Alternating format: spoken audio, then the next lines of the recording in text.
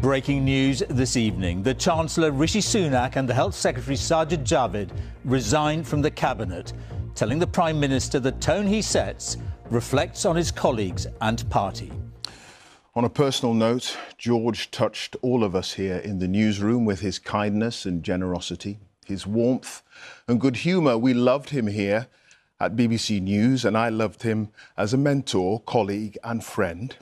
His spirit, strength and courage in the later years of his life are something his family can be so proud of. Journalism has lost a giant. It's difficult to have an opinion on something you haven't heard about. But how do you keep track of those things you need to know and the things you can afford to ignore? If you had more time, wouldn't you want to make a more informed decision? I'm going to take you to places that normally stay under the radar. Talk to people with a story to tell. Why? Because you'll never know how important a story is until you hear it. GMT with George Alagiah.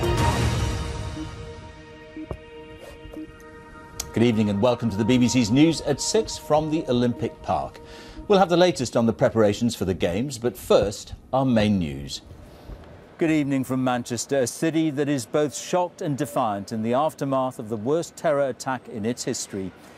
We have an extended edition of the News at 6, bringing you the latest updates, reaction and analysis.